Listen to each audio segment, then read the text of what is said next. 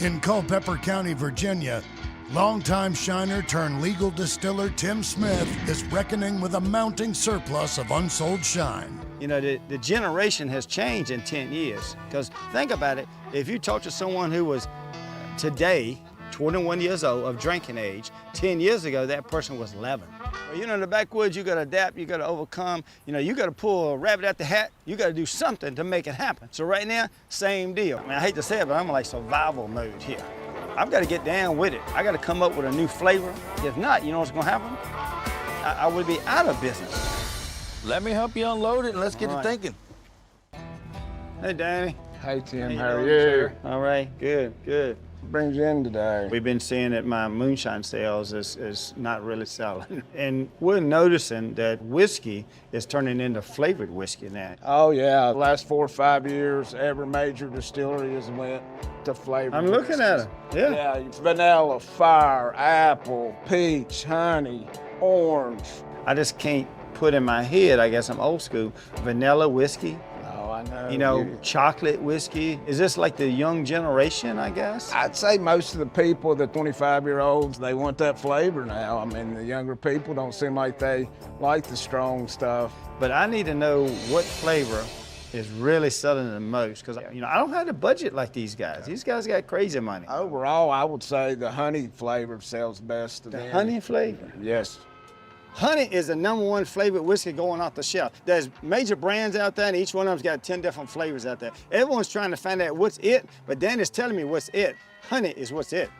Tim, is obvious. I think we know what we need. Yeah, some honey. Damn right, we need some money. All right, Danny. If you make it, we'll buy it. Okay, all right, that'll work. Yeah. Well, if honey is what consumers are buying, then I'm gonna have to find out who is producing the best honey in this country so I can put the best flavored honey whiskey out there on the shelf and beat all the competition. So, Tim, Yeah. this lady has the best honey. Well, the best honeys, but also, you know, we need to get the correct honey. And that's why we, you know, we come all the way to Connecticut, because this lady is one of the top honey sommeliers in the whole world. Well, if I'm gonna add a honey to the Climax whiskey, you know, I wanna have the best. So hopefully she's got one that's gonna match and merge so I can have the top shelf honey flavored whiskey out here. You just don't wanna just put honey, because anybody can say, well, we use honey, but what kind of honey? So if I have to drive 500 miles, I'll drive 500 miles. Marina. Hello. Hi. Tim Smith, we talked on the phone. Yeah, welcome. I brought you a little gift, but you know, we're coming to find out about honey. Well, you came to the right place. People think all honey is the same. So when bees visit various flowers, they make honey from the specific nectar. So it is kind of regional, just like moonshine. Yeah. People make moonshine in different regions because of what's available. Exactly. Same thing with honey. Now I want to take you out to the apiary and show you how the bees make honey. Okay? This is what it's all about, you know, going to the source. Now all we gotta do is gear up, because I don't want to get bee stings. So now we're going to slowly crack it. Okay, look at that.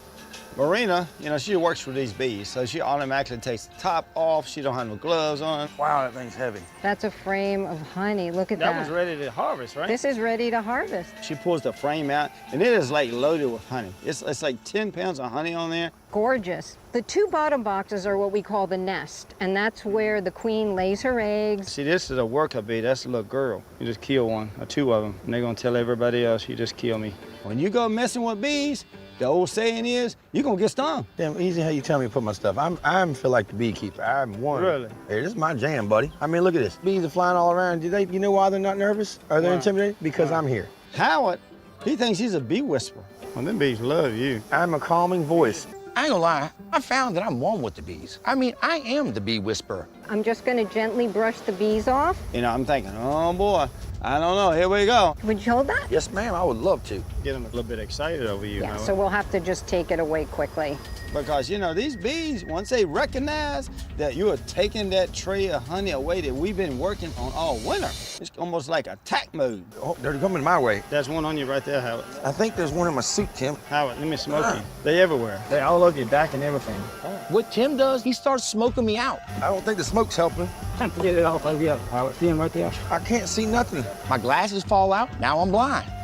We're good. All right, God bless that. Let's get out of here. Sooner I can get undressed and be free of my bees. All right, let's go. Off to the honey house. Howard, he can thank me later for that because I feel like I probably did a little bit of saving there. What's going on here now? I'm going to show you how we cut honeycomb. We've got this frame of honey out, and we need to like taste it raw right now, fresh. So this is beautiful, fresh honey from the hive. It's just perfect and gorgeous. So you can just take a little piece. Lip smacking. I mean, this is liquid gold right here. Oh, wow. It's still warm from the bee's body. That's about as fresh as you can get. You know, it's kind of like in the moonshine when you're making moonshine at the still and it comes out. This honey is wonderful. Nothing like I've ever tasted before, but we got a lot of choices here. So I've got to taste more honey, and I want to know what honey is going to pair with my Climax moonshine. It's fresh, too. Never gets old seeing a frame of honey. I know, I love it. You know, I can see the marriage between the moonshine world and the honey world, and I think that this is going to be pretty epic, right? Yeah. I'm very excited to introduce you to 7 different honeys that I handpicked. I've never seen no colors of honey like this in my entire life. My idea of honey is in a plastic beer bottle. And I grew up on that, and that's delicious to me, so I'm really looking forward to getting my socks knocked off here. Howard and I, we came over to Connecticut to meet Marina. You know, Marina's a honey sommelier. She's like a PhD in honey. And this is what we need. We need to get educated. Marina, she has set up a tasting table for me and Howard. So we need to go down the line here. We need to find out which one is going to pair with my Climax moonshine. I want to learn as much as I can about the honey, because if I got the best moonshine and I got the best honey, if I can merge those together, then I think I would be above the rest. I just got to move up. Yeah. I got to up my game. Up your Put it game. that way. I We're gotta going to up do my that game. today. So basically what we do is we take the spoon and we smear it. And the more that you move the molecules around, you're going to be amazed at what you smell. Our nose is where we get the flavor. Thanks, Tim. I am getting like a lime, lemon. Savory, Yes, right? it's delicious. It is truly like a wine tasting here, a wine pairing of some sort. I've never seen nothing like this before in my life. So this honey, it's crystallized, I would have never guessed this was honey. Yeah. right? This is true clover. You know, commercial honey that you see in the store, they're usually blends. So they maybe take a little clover, a little bit of something else, and sometimes they heat it, and then they filter it out so that it never crystallizes. Same thing with moonshine and whiskeys and bourbons. As we're having a conversation with Marina, you know, a lot of comparison is really coming together. They buy from different production companies, and then you blend it together, and also you can change the tint and the color of it to go into the bottle. She's fighting those big guys just like I am. She's trying to get on the shelf too. Let's try number 3. So you can see the color's a little bit darker. And one of the interesting things about honey is that it absorbs moisture and smells, and it will ferment like mead or beer. That sounds just like the moonshine process. Last but not least, Yeah, so this is one of the darkest honeys that we have produced in the U.S. So this is buckwheat honey. it's beautiful on the glass. I mean, the look of it, I like it. Yeah, so I'm gonna let you smell that. Very complex. It's got a lot of flavor in it. It's not just sweet. It's staying on my palate. Yeah. It's staying there. It's not going nowhere. I think we should take, you know, the buckwheat, we'll put it in a little sipping cup. We'll mix it with my moonshine. The buckwheat honey at the end, I kind of grew up myself tasting that style of honey, so it kind of hit home. Let's put some honey in the moonshine. Let's mix it up, and let's drink it right now. I mean, I'm smelling the honey, you know. Wow. It is really buttery, smooth, rich flavor. Really honey. good. I love it. I'm getting now a little bit of the coffee bean, I a think little it brings bit. it out. Wow. This is something special. There's a little chocolate. I'm picking up all of that. This has got to be the right honey.